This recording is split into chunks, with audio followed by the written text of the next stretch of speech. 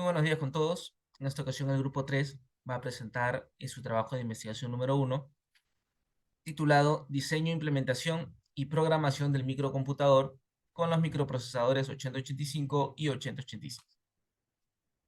Los integrantes son los que miran en pantalla: Shirley Galindo, Xiomara Muñoz, Daniel Ramos, Jeremy Toledo y quien les habla, Víctor Rueda. Como agenda vamos a tener 6 capítulos, los cuales vamos a ir exponiendo a lo largo de la presentación. Vamos a empezar por el capítulo uno, el cual habla sobre una descripción detallada de la era electrónica de las computadoras. En este punto vamos a tocar lo que son las 5 generaciones de las computadoras, como pueden verlo aquí en la pantalla. Podemos decir, como una pequeña introducción, que las computadoras a lo largo de la historia han ido sufriendo diferentes cambios. Podemos mencionar uno de estos cambios, lo que son la reducción del tamaño de sus circuitos, la reducción del tamaño de los equipos como tal, o la variación inclusive entre los precios, ya sean precios de fabricación de un equipo o precio de venta de un equipo. Bien, hablando de la primera generación, sabe que esta generación tuvo sus orígenes a mediados de los años 40, o perdón, a inicio de los años 40, y finaliza a mediados de los años 50 aproximadamente, ¿no? Estos dispositivos empleaban bulbos para procesar información y el almacenamiento interno se conseguía con un tambor que giraba a gran velocidad, en el cual un dispositivo de lectura y escritura colocaba algunas marcas magnéticas, ¿no? Esta generación es muy reconocida por el gran tamaño de sus equipos, ¿no? Los equipos eran costosos y tenían un tamaño muy inmenso, ocupaban habitaciones enteras. También cabe resaltar que se utilizaban lo que eran tubos de vacío, ya que los circuitos que empleaban estas máquinas generaban demasiada calor y esto ocasionaba un mal funcionamiento. Entre las computadoras reconocidas o que resaltan dentro de esta generación se conoce a la ENIAC y a la UNIVAC, ¿no? Ambas creadas por el equipo de ingenieros estadounidenses John Ecker y John Mauchly, los cuales después fundarían una empresa, Ecker y Mauchly Computer Corporation, ¿no? Bien, pasando a la segunda generación, tenemos acá que está comprendida desde mediados de los años 50 hasta aproximadamente el año 1963. Su principal característica es que estaban construidas con circuitos transistores. Estamos pasando de tubos a vacíos o de tubos de vacíos a lo que son los circuitos transistores, ¿no? Los cuales iban a permitir tener un control más adecuado de la corriente electrónica y permitió amplificar una señal eléctrica, permitiendo de esta manera diseñar nuevas computadoras con mayor eficiencia eléctrica. En esta generación se reduce considerablemente el tamaño de las computadoras y el costo. Y cabe mencionar que se programaban en nuevos lenguajes llamados los lenguajes de alto nivel, eh, como dispositivos reconocidos o como modelos conocidos en esta generación. Tenemos el PDP-1, diseñada por la empresa Digital Equipment en el año 1960, ¿no? La cual presenta escritura de palabras de 18 bits y 4K de palabras como memoria. Pasando a la tercera generación, ¿bien? Tenemos que se inicia en el año 1964 y que finaliza en el año 1971, ¿no? El desarrollo del circuito integrado es un sello distintivo dentro de esta tercera generación, ya que se reduce, ¿no? Se busca reducir la cantidad de transistores en un solo circuito integrado. Podemos decir que esta generación se inaugura con la serie IBM 360, la cual contaba con unidades de cinta de 9 canales, paquetes de discos magnéticos, también mencionados anteriormente, y otras características, ¿no? En la década de los 70, IBM produce una nueva serie más avanzada, la 370, la cual compite con los modelos de la UNIVAC, ¿no? Los modelos actualizados de la UNIVAC en esa época. Las computadoras se caracterizaban por ser muy potentes y veloces, trabajaban a tal velocidad que proporcionaban capacidad de correr más de un programa de manera simultánea, ¿no? En esta generación surge lo que es el término de multiprogramación.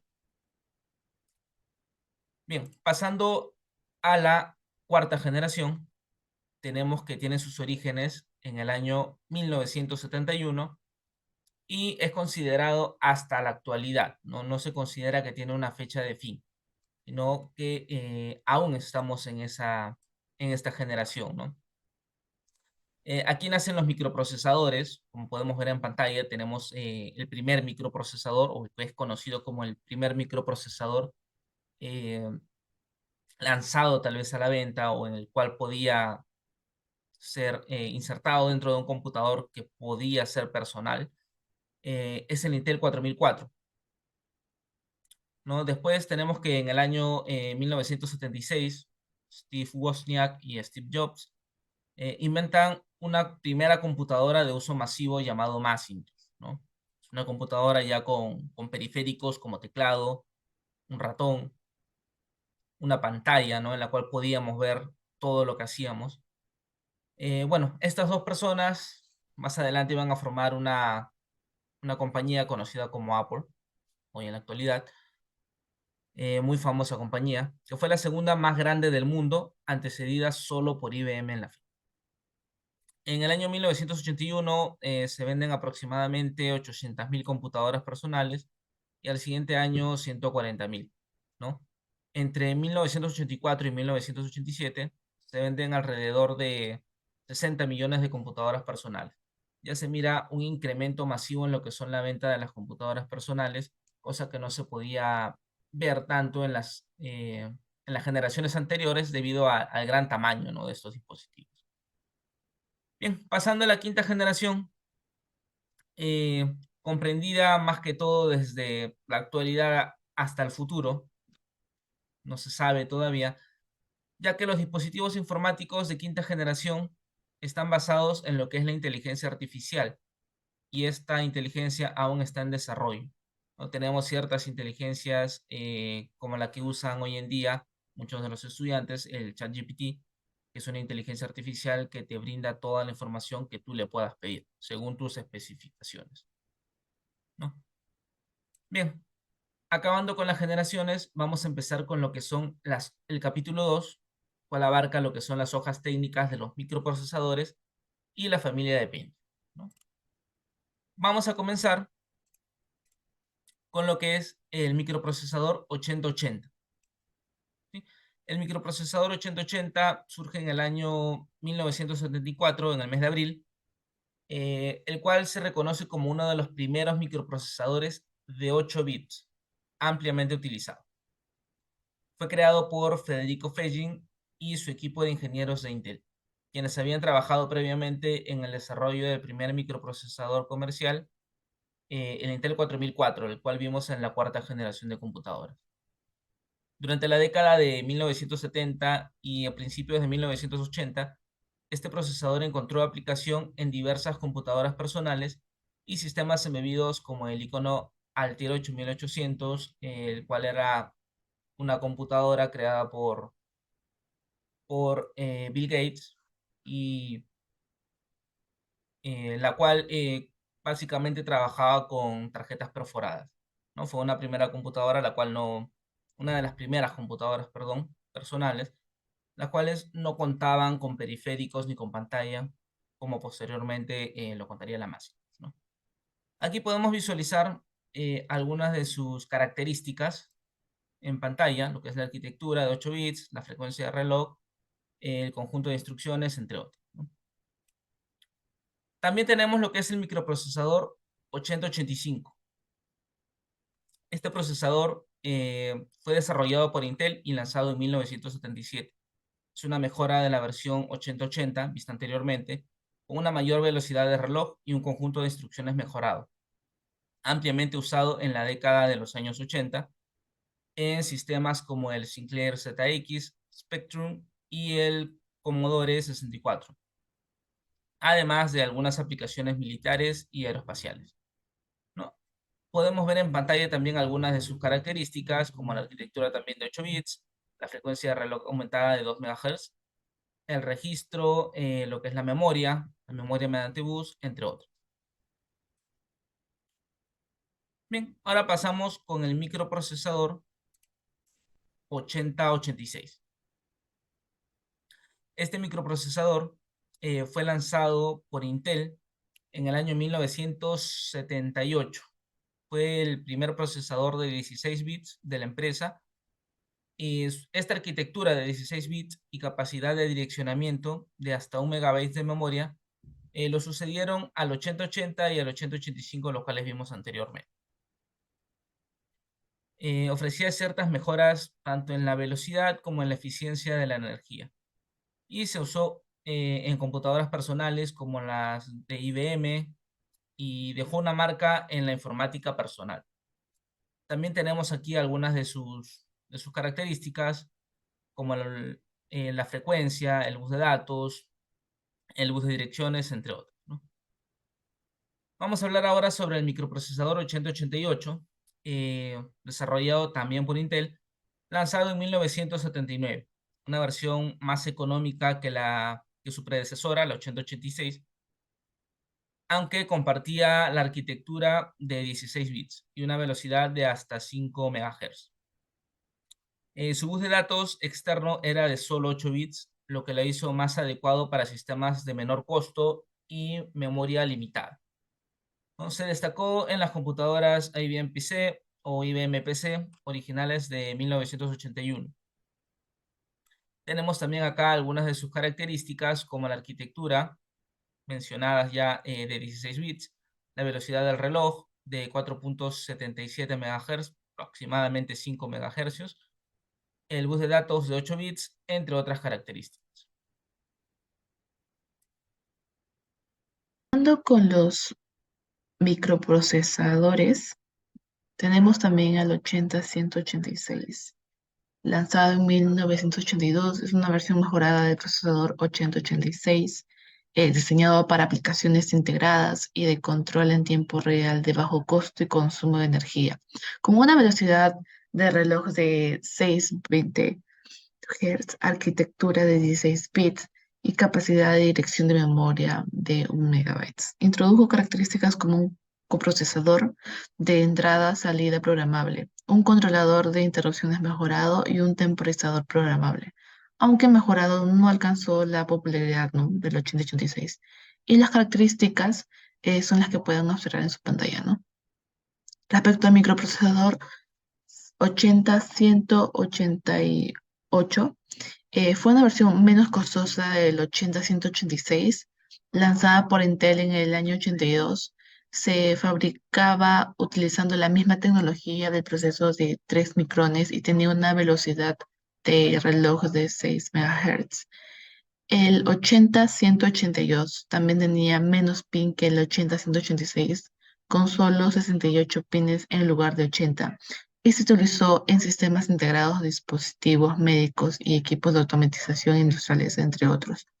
Y las características, ¿no?, su hoja técnica son las que pueden observar ahorita en su pantalla, como la memoria RAM de 64 kilobytes, la arquitectura de 16 bits, la velocidad de reloj de 6 MHz. Ahora, respecto al microprocesador 80-286, podríamos mencionar que es también conocida como el i286 y fue lanzada en el año 82 y es sucesor del procesador 8086. Fue el primer procesador de 16 bits en utilizar la arquitectura 86 y tenía una velocidad de reloj de 12 MHz.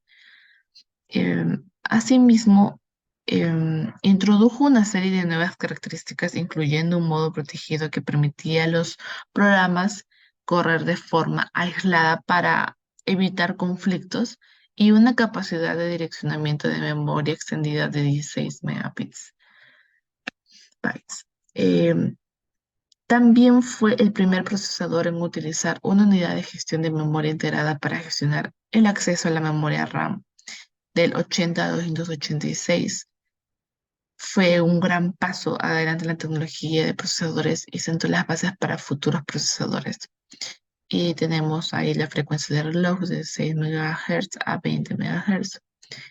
Em, También contamos con el número de transistores, 134.000, el tamaño del bus de datos 16 bits y todo lo que pueden observar en su pantalla respecto a la hoja técnica del microprocesador 80286. Ahora, comenzando con el microprocesador 80386. Se lanzó en el año 85, marcó un avance significativo al ser un procesador de 32 bits que introdujo la gestión de memoria virtual. Esto permitió la ejecución de programas más grandes que la capacidad física de la RAM. Su arquitectura es mejorada ya que también admite una dirección de memoria física de 4 gigabytes y una dirección virtual de 64 terabytes. Y direccionamiento de 32 bits que impulsaron el rendimiento y la velocidad. Se utilizó en computadoras personales, servidores y sistemas embebidos, llevando a la evolución en la serie de procesadores Intel 80-486 y Pentium. Entre sus características, no, tenemos la velocidad del reloj de 16 a 32 MHz, arquitectura de memoria, tu registro de propósito general de 32 bits y bueno, todo lo que podemos ver ahora en su pantalla. Ahora, comenzando con el microprocesador 80-486, eh, lanzado en el 89, fue la evolución del 80-386, siendo el primer procesador Intel con caché integrada y una velocidad de 100 MHz. Introdujo también instrucciones multimedia SIMD y un coprocesador matemático integrado, mejorando el rendimiento en cálculo complejo utilizado en diversas aplicaciones. Fue sucedido por los Pentium en el 93. Y las características tenemos el de la arquitectura 86, la velocidad de reloj de 16 a 100 MHz, los transistores de 1,2 millones, las tecnologías de fabricación de SMUS. Respecto al microprocesador Pentium original P5, fue lanzado en el 93, tenía una arquitectura de 32 bits, velocidad de 60 a 200 MHz, un caché L1 de 8 kilobytes y L2 de hasta 256 kilobytes. Introdujo ejecución fuera de orden y predicción de ramificación para mejor rendimiento, destacándose por su aumento significativo de rendimiento y popularidad en aquella época, ¿no? Y esa es su hoja técnica. Continuando con la familia de los Pentium, tenemos el Pro P6, el cual, lanzado en el 95 como la sexta generación de microprocesadores, 86 se enfocó en servidores y estaciones de trabajo de alto rendimiento y seguridad. Su arquitectura superescalar de múltiples tuberías permitía ejecutar múltiples instrucciones simultáneamente, ¿no? Superando al Pentium original. Introdujo un caché L2 integrada en el chip y velocidades de reloj de 150 MHz a 200 MHz, usado en el sistema como el IBM PC Server 704. Influyó en el diseño de futuros procesadores de Intel. Sus características claves son las siguientes, no como el caché de 250 kilobytes de caché de nivel L2, el socket, que es el socket 8, el consumo de energía de entre 15 a 35 voltios y bueno, todo lo demás que podemos ver en su pantalla. Continuamos con el microprocesador Pentium MMX, que fue lanzado en el 97. Como una mejora del Pentium original, se destacó por su conjunto de instrucciones multimedia MMX, que mejoró el rendimiento en aplicaciones multimedia, fabricado en tecnología de 0,35 micras operadas a velocidades de hasta 300 MHz y se implementó en una variedad de dispositivos, incluyendo computadoras de escritorio, portátiles y servidores, aunque ha sido reemplazado por procesadores más modernos. El Pentium MMX se utiliza en sistemas embebidos y de control industrial debido a su eficiencia energética y compatibilidad con sistemas heredados. Y su arquitectura, lo destacable en este caso sería el número de transistores de 4,5 millones, el consumo de energía de 2,8 voltios a 7,5, el socket 7 y todo lo que pueden observar en pantalla respecto a su hoja técnica. Continuamos con el microprocesador Pentium 3, lanzado en el 99. Tenía una arquitectura de 32 bits, velocidades de hasta 1, GHz. Fue el primero en usar tecnología SSA, el cual es el Streaming Sim Extensions, para mejor rendimiento multimedia, con un caché L2 más grande que su procesador y soporte para bus frontal de hasta 133 MHz, con núcleos CoPMine, Dualatin y Catmate. Se utilizó en sistemas hasta la llegada del Pentium 4 en el 2000.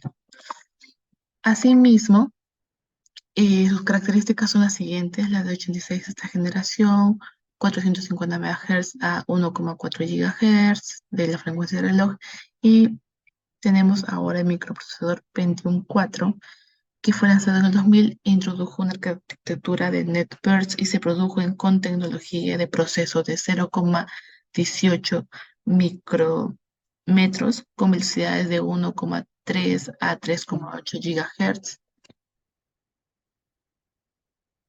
Su arquitectura eh, superescalar de 20 etapas permitía la ejecución simultánea de múltiples instrucciones, que ofrecía una caché de L2 más grande de 256 kilobytes a 2 megabytes. Sin embargo, era conocido por su alto consumo de energía y problemas de sobrecalentamiento. Y todas las características son las que pueden observar en pantalla acerca de su hoja técnica. Y eso sería todo acerca del capítulo 2. Ya. Bueno, en este capítulo vamos a ver lo que vendrían a ser la descripción detallada de los periféricos, sobre todo en las computadoras, entre los cuales podemos denotarlos de entrada, salida, almacenamiento y comunicación. Sí. Dentro de esto, pues primero vamos a ver la definición de los periféricos y también un poco de la historia, ¿no? Realmente, ¿qué son los periféricos? Como su palabra lo hace saber, pues tiene que ver mucho con la periferia. Entonces, al relacionarlo con las computadoras, periféricos de computadora, pues sabemos que son hardwares que se encuentran alrededor de la computadora, pero se encuentran conectadas al mismo, debido a que lo fomentan y también pueden potenciar su capacidad y le permiten poder almacenar, poder entrar, procesar y dar la salida de información. El inicio del concepto se dio básicamente con lo que vendría a ser el Abaco, que es una herramienta que se creó en la cultura china básicamente porque se necesitaba pues realizar los conteos y se necesitaba una herramienta. Esta herramienta pues permitía poder mover, o sea, tratar de ingresar datos de una manera primitiva y nos mostraba mediante la visualización propia los resultados, ¿no? Así fue como se dio naciendo este concepto de periférico. Siguiente, por favor. De aquí vamos a ver un poco la arquitectura de von Neumann, que tiene que ver mucho con la primera computadora, que es la ENIAC en 1946. Esta computadora es una computadora de grandes dimensiones que más que nada se dedicaba o se construyó con el fin de realizar cálculos de manera más rápida, pero no era, como al ser la primera, tenía muchas deficiencias. Entonces von Neumann, a ser una persona que ayudó a la construcción de esta computadora, más que nada en el tema de apoyo en caso de las arquitecturas, pues después de que se lanzó esta primera computadora, hizo una recapitulación de todos los problemas que tenía esta computadora y pues planteó su primera arquitectura y es la que se maneja hasta en la actualidad, ¿no? En ella podemos ver los dispositivos de entrada y salida, más que nada en lo que nos vamos a centrar, los registros, el ALU, la unidad de control, que es más que nada la parte central de la computadora, y pues por último está la memoria. Después de esto, vamos a ver la introducción de los periféricos en las computadoras. Básicamente, esto se dio en la etapa cuarta de las computadoras, la cuarta generación, y inicia con la NIX Altair 1975. Es una máquina que permitía, pues, a través de ciertos dispositivos, ingresar datos, pero la información, al ese año no haber tanta evolución en el caso de los periféricos, lo mostraba a través de luces. y pues era una forma de poder programar esta computadora y que nos pueda dar ciertos resultados. En 1978 ya con la Bit 20 se podía insertar más cosas. Esta computadora pues, personal permitía, usaba un procesador y permitía el uso de memorias para poder almacenar el sistema, y pues también se le permitía conectar ya televisor y los programas se almacenaban en caseteras. En el Apple II de 1981, pues era una computadora ya muy cercana a lo que se conoce hoy en día, y pues están trabajando mucho en ese entonces en las memorias, ¿no? Ya su expansión de la memoria pasó de 4 a 16 con una extensión de 32 kilobytes. Y este ya contaba con mucho más periféricos que el anterior, ¿no? Contaba con televisor, teclado, poder almacenar la información y hasta sintetizador de voz. Por último tenemos la Macintosh de 1984, el cual ya poseía todas las características de una computadora actual y podía usar cientos de periféricos que ya se habían creado hasta esa fecha. Siguiente, por favor.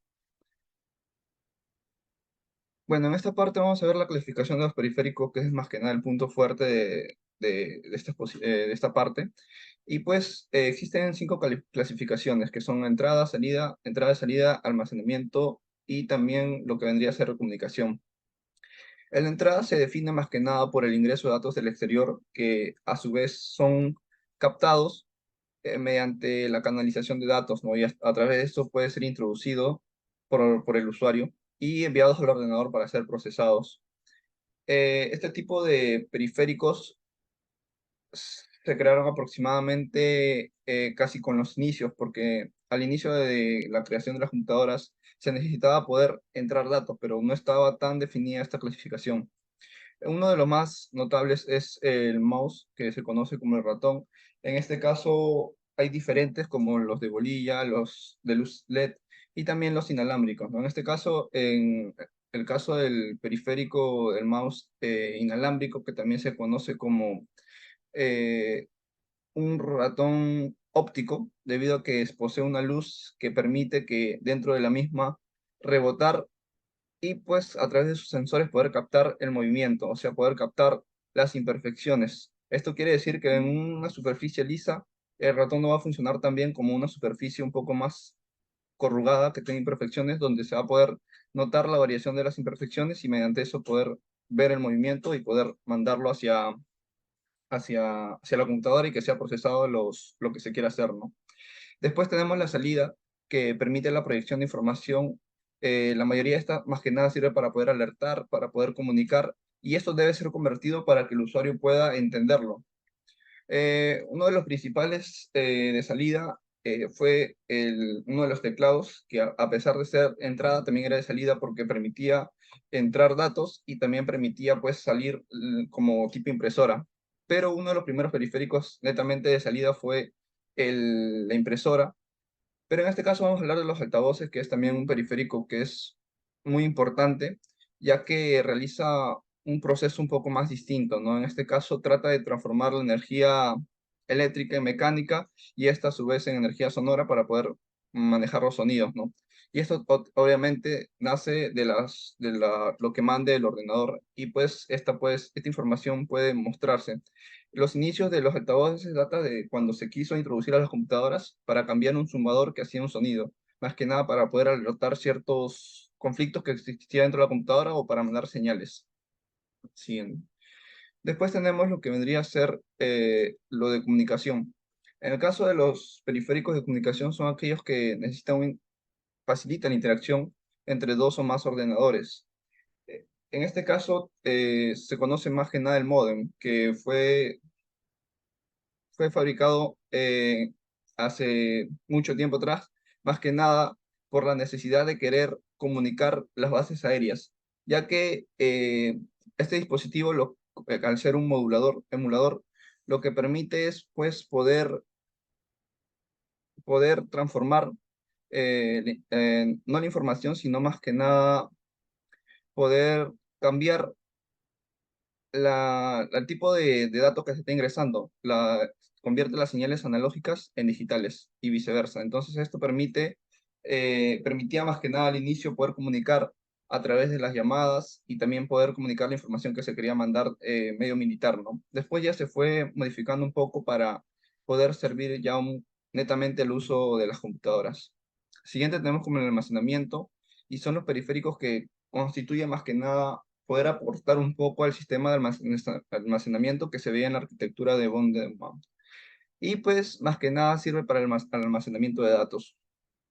Esto fue uno de los primeros periféricos, no periféricos, sino como herramientas que utilizaban las computadoras al inicio, porque era muy importante poder almacenar la información y poco a poco se fue avanzando, ¿no? Hasta que ya conocemos dispositivos tales como el USB, que usa un chip, una unidad flash que almacena la memoria, pero a su vez tiene un controlador que permite la interacción del ordenador, o sea, el usuario, con el dispositivo y permite ese intercambio de información, poder ver lo que hay dentro del dispositivo y también poder almacenarlo. También existen los que vendrían a ser la de entrada y salida, pero esto más que nada cumple la función de los dos mencionados anteriormente y más que nada también trata de compararse mucho con el de comunicación, ya que la comunicación facilita la interacción entre dos o más ordenadores, o un ordenador y un periférico, pero en este caso tienen que ser externos, por eso tiende a haber esa diferenciación. Siguiente, por favor. Después vamos a ver lo que vendría a ser la cronología de los periféricos. En este caso, pues, en 1948 fue donde se insertó los primeros teclados, más que nada por esta primera computadora, y posteriormente se empezó con las impresoras porque se trataba de tratar de encontrar salida de la información. Más adelante se encuentra lo que vendría a ser los altavoces, el mouse, el primer prototipo de mouse, y así fue evolucionando hasta conocer los periféricos que hay hoy en día, ¿no? Siguiente, por favor. Bueno, ahora en este punto vamos a ver lo que vendría a ser la cronología, ¿no? ¿Qué fue primero? Más que nada, en los cuatro puntos también, entrada, salida, almacenamiento y también lo que vendría a ser comunicación. En el caso de entrada, siempre se usa a partir de 1948, se quería la entrada de información, ¿no? A través de los teclados. Y pues esto más que nada se notó mucho en el ordenador BINAC que se lanzó este mismo año y pues permitía controlar electrónicamente este dispositivo para ingresar datos, ¿no? Después, en los mismos dispositivos de entrada, en 1967, Engelbart creó su primer prototipo de mouse que es muy distinto al que se conoce actualmente, pero tiene las mismas mecánicas. En lo de salida, la primera impresora salió en 1953, como se mostró en la cronología después de los teclados, y pues fue diseñada por Remington Rand, y por último tenemos en los de salida lo que vendrían a ser las bocinas de computadora, ¿no? Que fueron reemplazadas, como se mencionó anteriormente, por un zumbador que emitía sonidos de alerta. Siguiente. Después tenemos lo de comunicación y almacenamiento. En lo de comunicación, como les mencionaba, más que nada se inició en 1958 como dispositivos de parte militar de la defensa aérea, tratando de conectar terminales en varias bases aéreas, ¿no? Esto más que nada fue la necesidad que creó este tipo de moduladores, emuladores para mandar señales. Y por último tenemos el almacenamiento que se conoce como uno de los primeros dispositivos periféricos, pero netamente se avanzó mucho cuando en 1956 IBM lanzó lo que vendrían a ser los discos duros, los cuales permitían la capacidad recién de 1 megabyte. Y pues esto con el tiempo fue avanzando, ¿no? Hasta llegar a capacidades de almacenamiento muy grandes, a diferencia de lo que se conocía en ese tiempo. Eso vendría a ser todo por parte de los periféricos.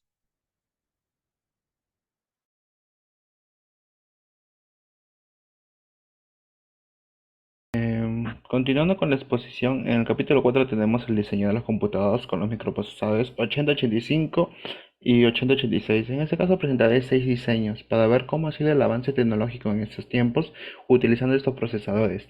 En este caso se presentaron 6 modelos, tanto el Toshiba T11000 con el microprocesador Intel 8085, el NEC TK80 con el procesador 8085, el Insight BDP 80 también con el Intel 8085. Después seguimos con la siguiente generación que es el BMXT Extended Technology con el 8086, el IBM AT que es el Advanced Technology que utilizaba el microprocesador Intel 8086 y el Tandy 1000 que usaba el procesador Intel 8086. Pasando primero con el primero que es el Toshiba T11000, fue lanzado en 1985, fue un hito en la historia de los computadores portátiles y utilizó el procesador Intel 8085, un microprocesador de 8 bits con una velocidad de reloj de alrededor de 4.77 MHz. A pesar de sus modestas capacidades en comparación con las computadoras modernas, este portátil ofreció una serie de características notables que le hicieron atractivo para una variedad de usuarios. En términos de memoria RAM, el T11 venía equipado con 256 kilobytes, ampliables a 512 kilobytes, lo que era respetable en su época y permitía la ejecución de aplicaciones y la gestión de archivos con relativa facilidad. Para almacenamiento de datos, utiliza una unidad de disque de 3.5 pulgadas con una capacidad de hasta 720 kilobytes, lo que facilitaba el transporte de información. Uno de los puntos destacados del T11000 era su pantalla LCD de 9.6 pulgadas.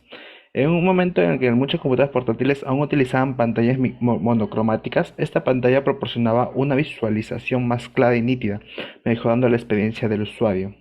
El teclado incorporado facilitaba la entrada de datos y la interacción con el sistema, y su diseño estaba optimizado para tareas de productividad. Además, el sistema operativo MC2 de Microsoft proporcionaba al T11000 una amplia compatibilidad con software y periféricos disponibles en ese momento.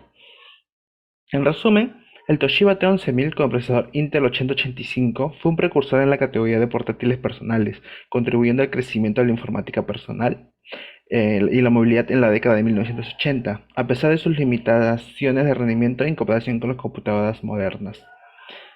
Continuando con la presentación tenemos el NEC TK80. El microordenador NEC TK80 es un dispositivo notable que emplea el microprocesador Intel 8085 como unidad central de procesamiento.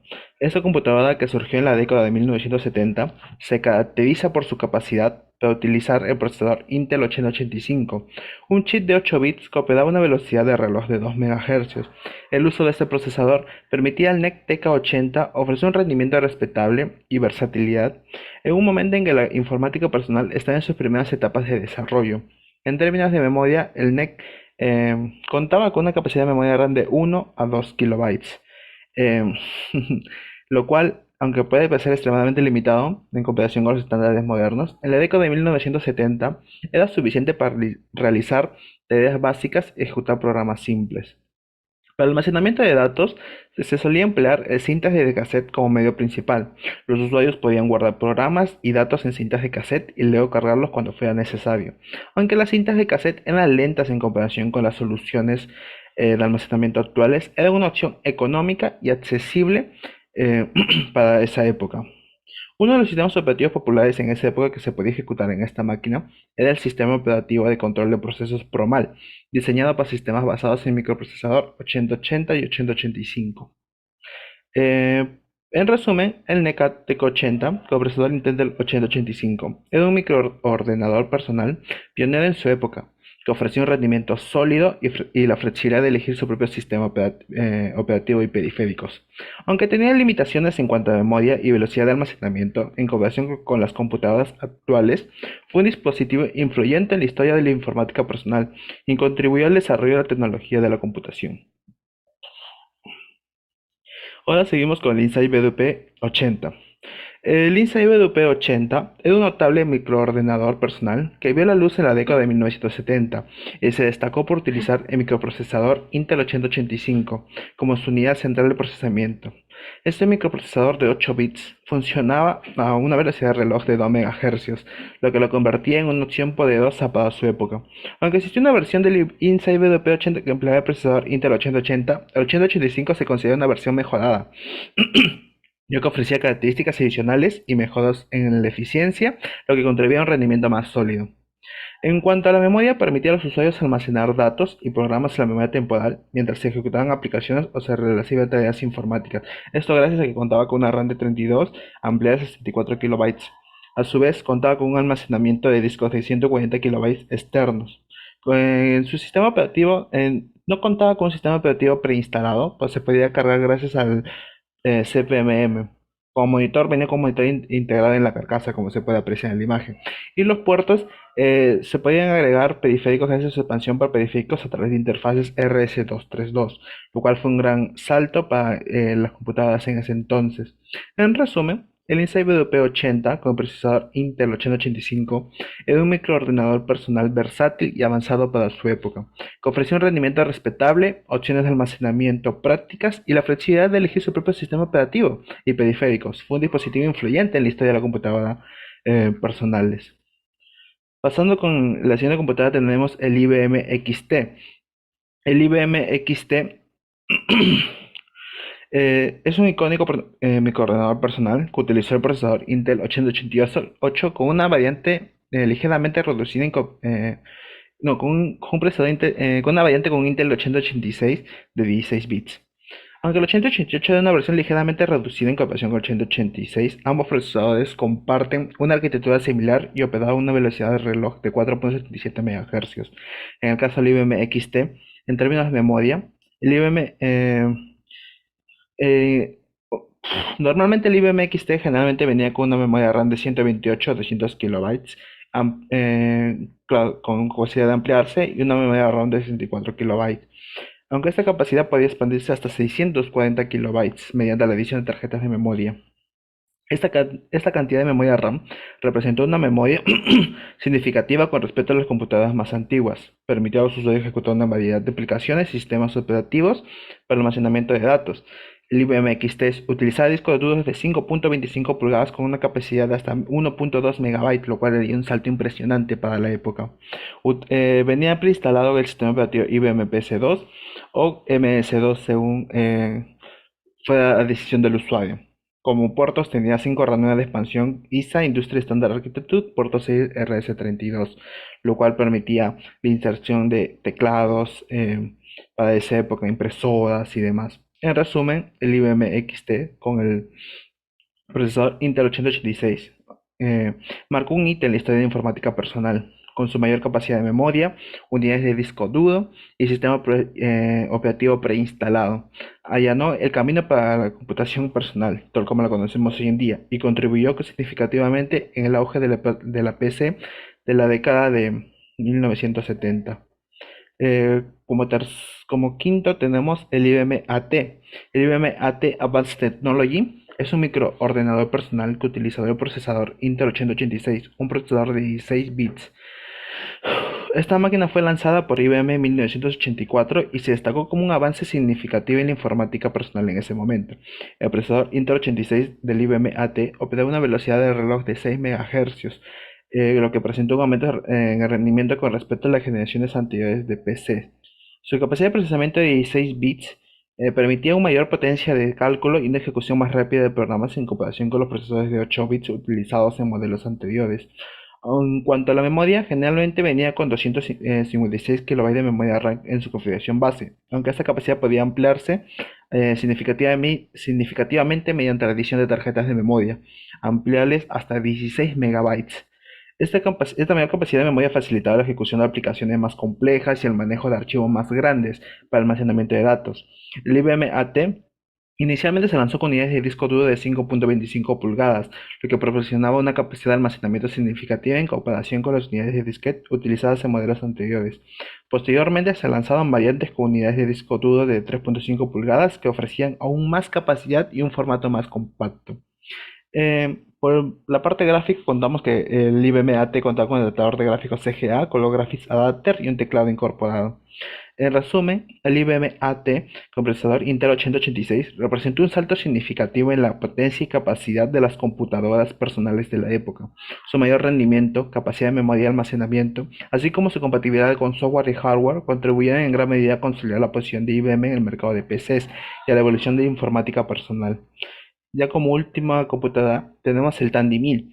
El Tandy 1000 es una línea de computadoras personales que utilizó por microprocesador Intel 8086 y se lanzó en la década de 1980.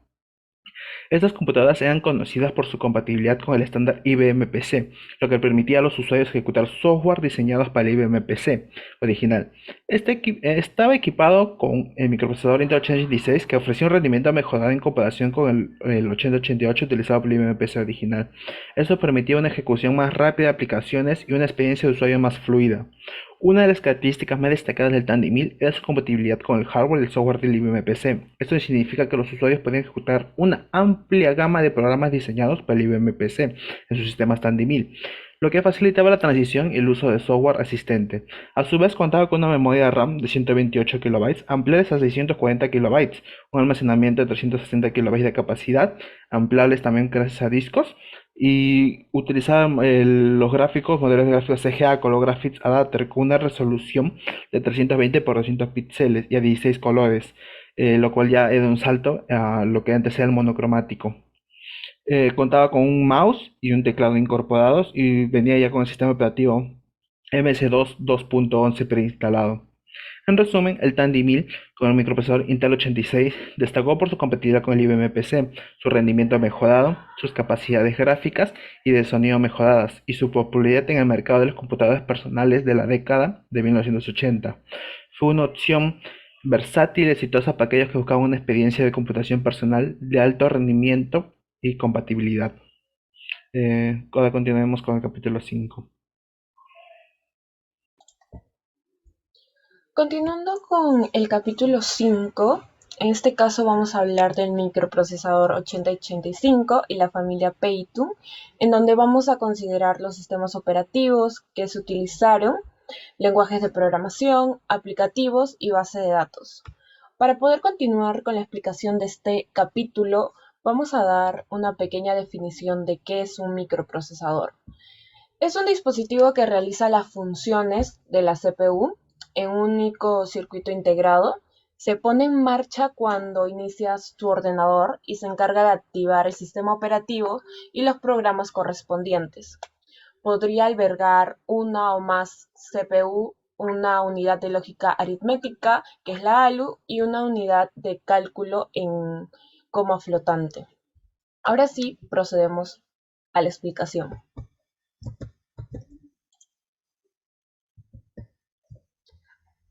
Vamos a hablar acerca del microprocesador 8085. Es un microprocesador de 8 bits producido por Intel en 1976. Era una actualización de su procesador de mayores 8080. Cabe resaltar que los microprocesadores que vamos a estar mencionando siempre son mejoras de las anteriores. Esto más que todo para poder cubrir las deficiencias que tuvieron, ¿no? A pesar de ser un procesador utilizado de 8 bits, para la mayoría de las operaciones, era capaz de realizar una serie de operaciones hasta de 16 bits. Entonces, podríamos considerar a este microprocesador como versátil, ¿no? En cuanto al sistema operativo que se trabajó, que se ha utilizado, se le llama CPM, que significa Programa de Control para Monitores. Este sistema operativo fue desarrollado para los microprocesadores Intel 8080, 8085, mencionándolo, y el Zilog Z80. Se trata de un sistema operativo monousuario y monotarea, desarrollado por Gary Kinza. En cuanto a los lenguajes de programación, tenemos el lenguaje ensamblador específico para el 8085 y el BASIC. En cuanto a las aplicaciones, tenemos el WordStar, que es el primer procesador de textos. Corrió bajo el chip 8085 y bajo el sistema operativo CPM. Este procesador de texto no está ligado a un tipo de equipo específicamente, sino a un tipo de sistema operativo, en este caso el CPM. Otro aplicativo tenemos la pizarra eléctrica, que es un procesador de textos también, el cual fue diseñado para dividir la pantalla en varias ventanas, que permitirían una para poder trabajar distintas secciones de un documento o para crear columnas con mayor facilidad. También ofrece una forma primitiva de multitarea, permitiendo diferentes ventanas tengan varios documentos abiertos al mismo tiempo.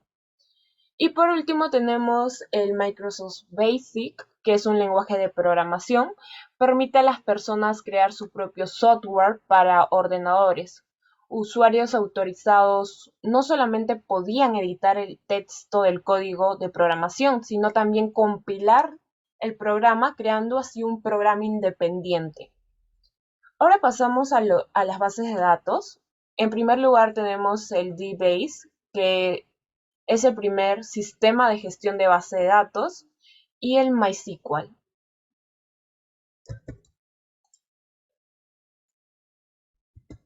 Pasamos a la familia Payton, empezando por la Payton original, que fue en 1993, cuando se creó la variante del 486, pasó a llamarse Intel Payton.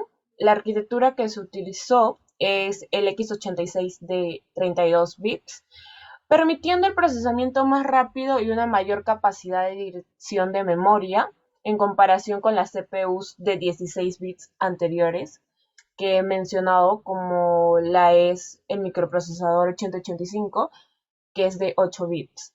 Los sistemas operativos que trabajaron con este microprocesador es el MS2, el Windows 3.1, el Windows 95, el OS2, que es un sistema operativo de IBM, que intentó la sucesión del sistema operativo 2 como sistema operativo para computadoras personales. Y por último tenemos el Unisware. En cuanto a los lenguajes de programación, tenemos el C, C++, el lenguaje de ensamblador, Assembler, el Java 1.0, el Basic, el Pascal, el Ada. En cuanto a los aplicativos, tenemos el Microsoft Word, Microsoft PowerPoint, CorelDRAW, el Monkey Isla, que es un juego de aventuras gráficas, y el Microsoft Excel 4.0. Las bases de datos, tenemos en cuenta al Microsoft Access, al MySQL, al Microsoft SQL Server, al Paradox y al DBase.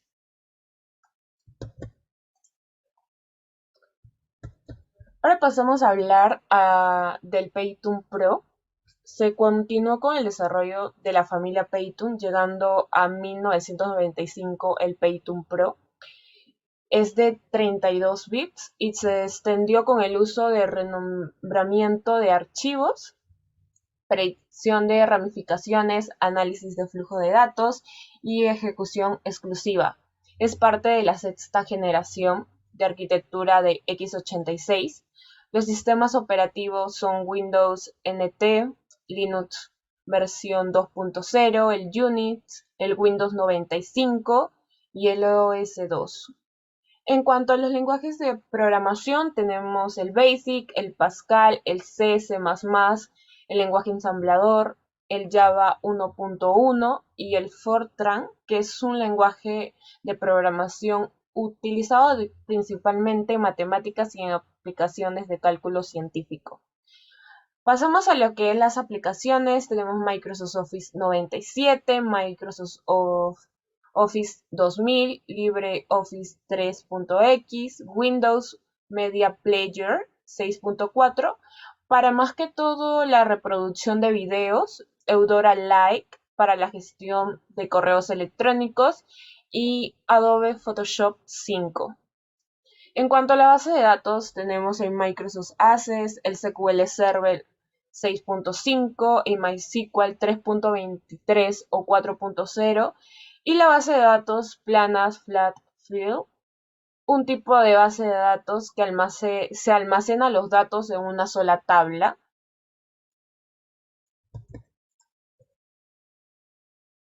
Ahora pasamos a la Payton MX,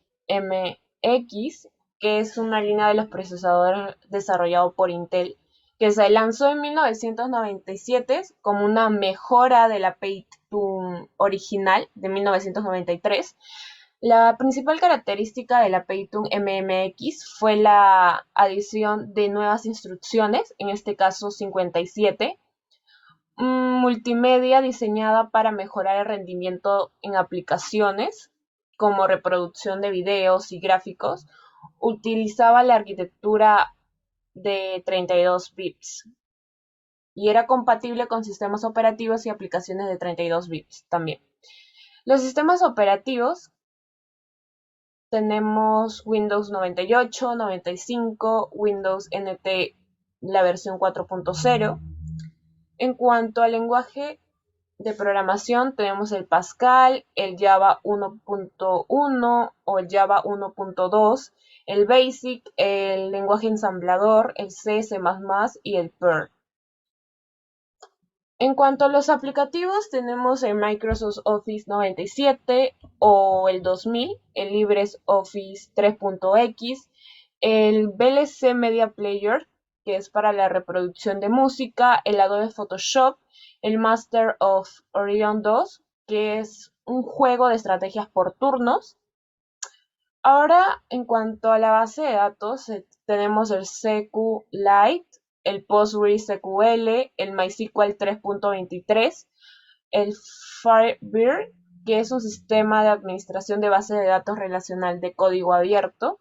Como vemos, he estado mencionando anteriormente, hay versiones de programas que hasta ahora utilizamos nosotros, más que todo por el año de lanzamiento, tanto de la Paytun como de estos programas, las mejoras que han estado viniendo cada año. Es por eso que este microprocesador puede aguantar estos tipos de programas o estos sistemas operativos, no tanto actualizados porque solo puede soportar tiene una arquitectura de 32 bits.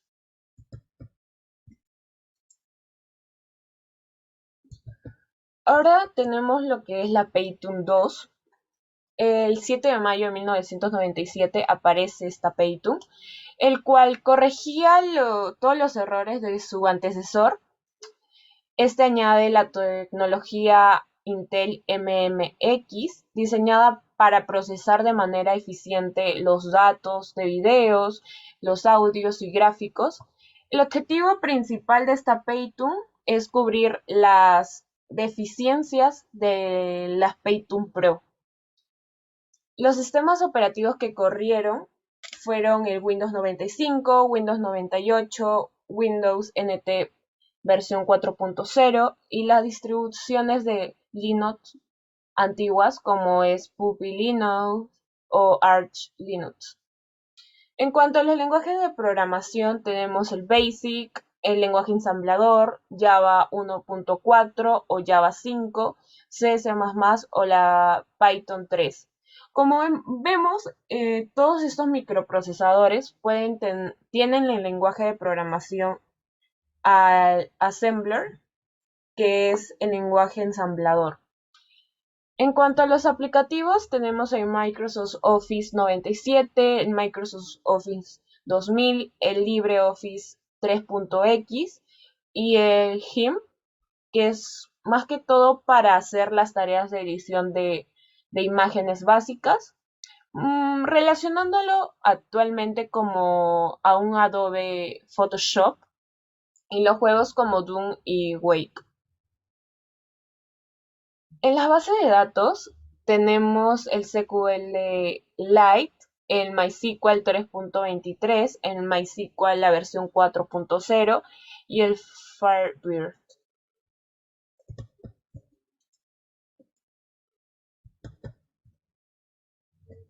Ahora pasamos a lo que es la Paytun 3. Es un microprocesador de arquitectura i686, fabricado y distribuido por Intel. Es una modificación de la Paytun Pro, lanzada el 26 de febrero de 1999. Este procesador utilizaba instrucciones de 32 bits. Los sistemas operativos que trabajaron con esta Paytun fue el Windows 92, el Windows 2000, el Linux con entornos de escritorios ligeros como Puppy Linux, Xubuntu, Xubuntu y el DSL, el Dan Small Linux. En cuanto a los lenguajes de programación, tenemos Python, JavaScript, PHP, Java, Basic, el Fortran, que ya lo he mencionado anteriormente, utilizado en aplicaciones científicas y de ingeniería, y el Ruby, que es un lenguaje de programación interpretado, reflexivo y orientado a objetos.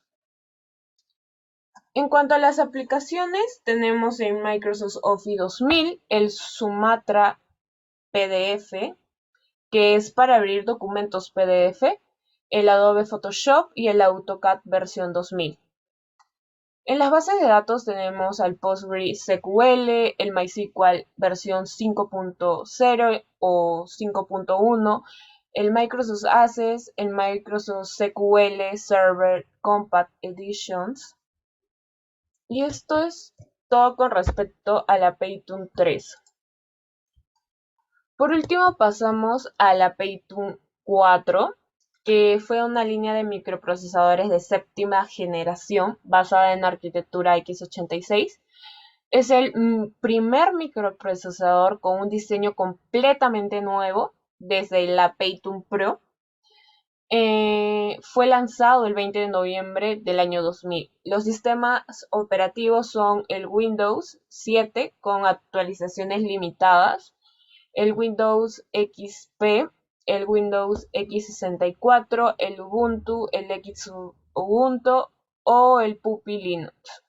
En cuanto al lenguaje de programación, tenemos el lenguaje ensamblador 86, x86. Se utiliza más que todo para escribir programas directamente a nivel de código de máquina, lo que permite un control extremadamente preciso sobre la arquitectura del procesador 4 de la Paytune 4 y sus recursos. También tenemos el Java, el C, el C++ o también Python.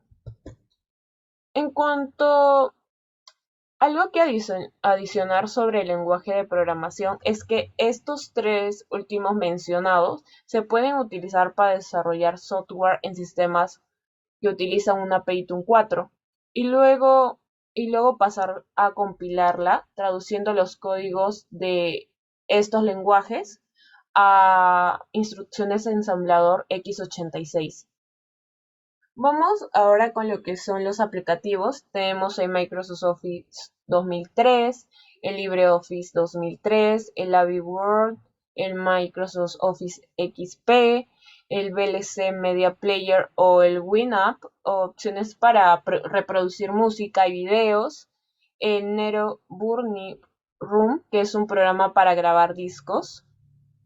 Estas tres mencionadas son opciones ligeras para tareas de procesamiento de texto y hojas de cálculo, como el Microsoft Office, el LibreOffice y el Microsoft Office XP.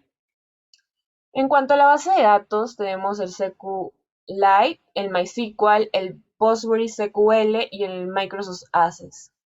Esto es todo con respecto al capítulo 5. Ahora pasamos a lo que es el capítulo 6. Capítulo 6. Emuladores y simuladores de los microprocesadores 8080 hasta la familia Paytune. Antes de poder hablar de emuladores y simuladores, ejemplos de estos microprocesadores, vamos a definir qué es un simulador, qué es un emulador y cuáles son sus diferencias. Ok. Los emuladores son programas o sistemas que permiten que una plataforma, como un sistema operativo o una arquitectura de hardware, simule el comportamiento de otro sistema diferente. Tenemos emuladores de consolas de videojuegos. Estos permiten que los videojuegos de consolas antiguas se ejecuten en hardware moderno o en computadoras. Otra definición de un emulador, para que pueda quedar más claro, es un software que imita un programa o un dispositivo en concreto. Es decir, crea una plataforma virtual en nuestro ordenador para poder ejecutar un medio distinto a lo que hay. En cuanto a los simuladores, tenemos que es una máquina, es un dispositivo que reproduce el comportamiento de un sistema en ciertas condiciones, lo que permite que la persona que la maneje pueda alterarla o puede entrenarse. Los simuladores suelen combinar partes mecánicas o electrónicas y partes virtuales que le ayuden a generar una reproducción precisa de la cantidad. Se utilizan con el propósito de estudiar, entrenar, probar, modelar o comprender el funcionamiento de sistemas o situaciones de la vida real en un entorno controlado y seguro. Ahora pasamos a lo que es las diferencias que hay entre ellos para poder entenderlos mejor. En cuanto al emulador, es un programa que trata de replicar de manera precisa y detallada el hardware y software de un sistema real. Busca imitar el comportamiento exacto de un sistema. En cuanto al simulador, también es un dispositivo, un programa que crea un modelo simplificado o abstracto de un sistema o proceso del mundo real. No busca, a comparación del emulador, replicar el sistema con precisión, sino que se centra en ciertas características y las simplifica el modelo para representar ciertos aspectos. En cuanto a los enfoques, tenemos que el emulador tiene un enfoque de compatibilidad y el simulador un enfoque en la representación. El emulador se utiliza principalmente para ejecutar un software diseñado por un sistema o plataforma específico en una plataforma diferente. En cuanto al simulador, se utilizan para representar sistemas o procesos con el propósito de estudiarlos, aprender de ellos o probar escenarios hipotéticos. No están necesariamente diseñados para ejecutar un software en específico. Tienen interacciones diferentes. El emulador tiene una interacción precisa y el simulador una interacción simplificada. En un emulador, la interacción con el sistema simulado es generalmente muy precisa y se asemeja estrechamente a la experiencia en un sistema real. En cuanto al simulador, simplifica la interacción con un modelo para centrarse en aspectos específicos. Por ejemplo, un simulador de vuelo. La interacción puede ser limitada a controles de vuelo y visualización en lugar de replicar todos los aspectos de una cabina de avión real, ¿no? Teniendo claro ya los conceptos, ahora pasamos a los ejemplos que hay con los microprocesadores. Tenemos los microprocesador 8080, tenemos el simulador Altair 8800. Es un simulador que reproduce la icónica computadora Altair 8800, una de las primeras computadoras personales de la década de 1970. El simulador Altair es un programa de software que emula el comportamiento de esta computadora, que tiene el mismo nombre. Se ejecutan en sistemas operativos modernos como Windows, Mac OS o Linux a través de una aplicación o un programa independiente. Algunas características es que tiene una interfaz gráfica de usuario. Proporciona esta interfaz que representa la apariencia de una computadora Altair original, incluyendo algunas luces e interrupciones. Permite escribir y ejecutar programas en lenguaje ensamblador y permite cargar programas previamente escritos en lenguajes ensamblador y guardar programas nuevos para su posterior uso. Ahora tenemos el microprocesador 8080 y el simulador GNU SIM 8085. Tenemos el microprocesador 8085, perdón. Este simulador es gráfico, ensamblador y depurador para código ASM de los microprocesadores Intel 8085. Está disponible para los entornos de Linux y Windows. Algunas características es que posee un editor de código que es capaz de resaltar la sintaxis del código ensamblador. Permite ver de forma sencilla el contenido de los registros de la CPU mientras ejecuta el código que ha generado. Fácil visualización de los contenidos de registro, vista de pila, memoria y contenido de entradas y salidas. Contiene convertidor decimal a hexadecimal y viceversa. Y por último, permite experimentar el código ensamblador X85 sin necesidad de un hardware específico. Y en cuanto a la depuración, ofrece herramientas de depuración como los puntos de interrupción llamados breakpoints, seguimiento de registros y visualización del estado de la memoria para ayudar a identificar y solucionar errores de código ensamblador.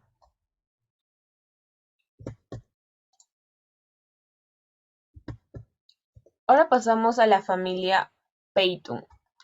Para poder ver los emuladores y simuladores que funcionen con estos procesadores de la familia Payton, es importante tener en cuenta que la emulación generalmente se incluirá en emuladores o simuladores de procesadores x86. ¿Ok? Así que a partir de aquí adelante tenemos estos emuladores o simuladores que contienen una arquitectura x86. Tenemos el emulador QEMU. Es un emulador de código abierto que admite una amplia gama de arquitectura, incluido el x86 como el x86-64. Se puede configurar una máquina virtual y se puede emular los procesadores de la familia Payton. Esto permite ejecutar sistemas operativos y software en un entorno visualizado. Y uno de los procesadores que puede emular es el Payton Pro. Tenemos una imagen de este emulador. Ahora seguimos con lo que es el emulador PES-SM, que es un emulador de computadoras de código abierto también. Se enfoca en emular el hardware de una PC entre la década de 1990 y en 1980. Admite varios procesadores de la familia Payton. Se puede configurar una máquina virtual. ¿Por qué? Con microprocesador Payton. Además, este emulador permite crear un perfil para cada uno de los diferentes ordenadores que quieres emular. En cada perfil podrás elegir qué componentes buscas para cada uno de ellos, armar una propia PC real. Aquí se puede incluir la placa base, procesador, memoria, tarjeta de video, de sonido, red, unidades de CD, disco duro, unidades de zip, y se necesitará drivers para el hardware que busca aplicar en el perfil que quieras hacer.